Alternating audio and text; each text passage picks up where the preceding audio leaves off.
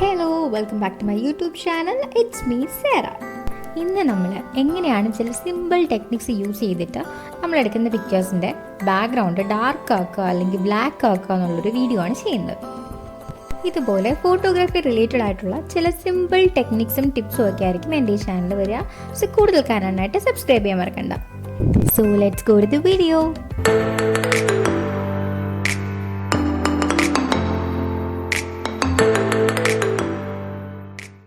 Tip number 1. ഇത് ഭയങ്കര സിമ്പിളാണ്. ഒരു എഡിറ്റിംഗ് ആപ്പിൻ്റെ ആവശ്യമില്ല. നമ്മൾ എടുക്കാൻ ഉദ്ദേശിക്കുന്ന സബ്ജക്റ്റിൻ്റെ ബാക്കിൽ ഒരു ബ്ലാക്ക് ക്ലോത്തോ അല്ലെങ്കിൽ ഒരു ബ്ലാക്ക് ബോർഡോ എന്തെങ്കിലും വെച്ച് കഴിഞ്ഞാൽ അതിൻ്റെ ബാക്ക്ഗ്രൗണ്ട് കറക്റ്റായിട്ട് നമുക്ക് ബ്ലാക്ക് ആയിട്ട് കിട്ടും. Tip number 2.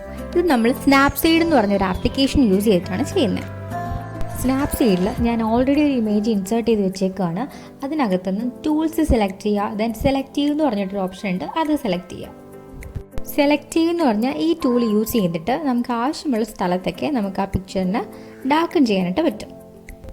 സെലക്റ്റീവ് ടൂൾ എടുത്തിട്ട് ആ പ്ലസ് എന്ന് പറഞ്ഞ സിമ്പിൾ കൊടുത്തു കഴിഞ്ഞാൽ നമുക്ക് ആവശ്യമുള്ളത്രയും സെലക്റ്റീവിൻ്റെ ഓപ്ഷൻസ് അവൈലബിൾ ആവും. സോ നമുക്ക് എവിടേക്കാണോ ഡാർക്കൻ ചെയ്യേണ്ടത് ആ സ്ഥലങ്ങളിൽ ആ ഒരു ടൂള് കൊണ്ട് വെച്ചിട്ട് ബ്രൈറ്റ്നെസ് അഡ്ജസ്റ്റ് ചെയ്ത് കൊടുക്കുമ്പോൾ അത് കറക്റ്റായിട്ട് ആ സ്ഥലം മാത്രം ഡാർക്കണാവും.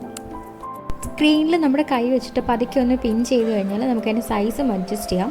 അപ്പോൾ നമ്മുടെ മെയിൻ സബ്ജക്റ്റിൽ വരാതെ നമുക്ക് അതിൻ്റെ സൈസ് അഡ്ജസ്റ്റ് ചെയ്ത് നമ്മുടെ ഇമേജിനെ ഡാർക്കൻ ചെയ്യാനായിട്ട് പറ്റും. സെലക്റ്റീവ് ടൂൾ യൂസ് ചെയ്തിട്ട് ഡാർക്കൻ ചെയ്യുമ്പോഴത്തേക്കും നമ്മുടെ മെയിൻ സബ്ജക്റ്റിൽ ആ ഒരു ഡാർക്ക്നെസ് വരാതിരിക്കും പ്രത്യേകം ശ്രദ്ധിക്കണം. ബിഫോർ ആൻഡ് ആഫ്റ്റർ നോക്കുമ്പോൾ നമുക്ക് ആ ഡിഫറൻസ് നന്നായിട്ട് കാണാൻ പറ്റും. ഇനി ടിപ്പ് നമ്പർ 3, ആൻഡ് ഇതും നമ്മൾ സ്നാപ്സീഡ് യൂസ് ചെയ്തിട്ടാണ് ചെയ്യുന്നത്.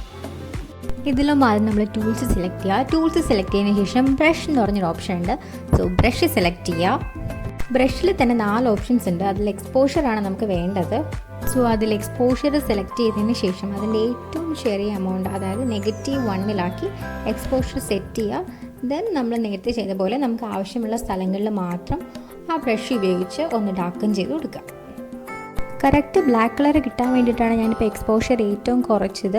അത്രയും ബ്ലാക്ക് ആക്കണ്ട, കുറച്ച് ഡാർക്കൻ ചെയ്താൽ മതി എന്നുണ്ടെങ്കിൽ എക്സ്പോഷർ കുറച്ച് കൂട്ടി കൊടുത്താലും മതി.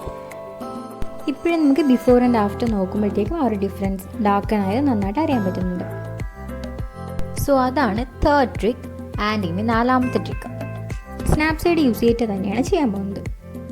സ്നാപ്സീഡിൽ ടൂൾസ് എടുക്കുക. ടൂൾസിൽ നിന്നും ഡബിൾ എക്സ്പോഷർ എന്ന് പറയുന്ന ഓപ്ഷൻ സെലക്ട് ചെയ്യുക. അതിൽ ഇമേജ് ആഡ് ചെയ്യാനുള്ളൊരു ഓപ്ഷൻ അവൈലബിൾ ആണ്. അതിൽ ഓൾറെഡി നമ്മളൊരു ബ്ലാക്ക് ഇമേജ് എടുത്ത് വെച്ചിരിക്കുക, കംപ്ലീറ്റ് ബ്ലാക്ക് ആയിട്ടുള്ള ഇമേജ്. അത് ഡബിൾ എക്സ്പോഷർ ചെയ്ത് അതിൻ്റെ ഒപ്പേസിറ്റി കംപ്ലീറ്റ് ആയിട്ട് കൂട്ടിയിടുക.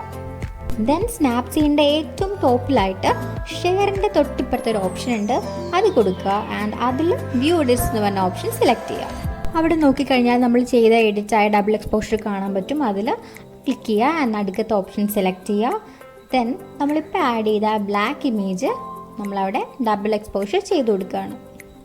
ഡബിൾ എക്സ്പോഷറിൻ്റെ കപ്പാസിറ്റി 100 ആക്കി കൊടുത്തിട്ട് വേണം ഈ ഒരു ഡബിൾ എക്സ്പോഷർ ഓപ്ഷൻ സെലക്ട് ചെയ്ത് കൊടുക്കുക. ആവശ്യമുള്ള സ്ഥലത്തേക്ക് നമ്മൾ ബ്ലാക്കൻ ചെയ്തതിന് ശേഷം നമ്മൾ ബാക്ക് അടിച്ച് പോയി കഴിഞ്ഞാൽ നമുക്ക് ഇമേജ് കിട്ടും. ബിഫോർ ആൻഡ് ആഫ്റ്റർ നോക്കിയാൽ ഡിഫറൻസ് പറയാൻ പറ്റും. വീഡിയോ ഒരുപാട് ലെങ്തി ആക്കണ്ടെന്ന് വിചാരിച്ചിട്ട് 2 പാർട്ടായിട്ടാണ് ചെയ്തേക്കുന്നത്. സോ ബാക്കി 4 ടിപ്സ് അടുത്ത വീഡിയോയിൽ കാണാം. വീഡിയോ ഇഷ്ടമായെങ്കിൽ സബ്സ്ക്രൈബ് ചെയ്യാൻ മറക്കണ്ട. So take care.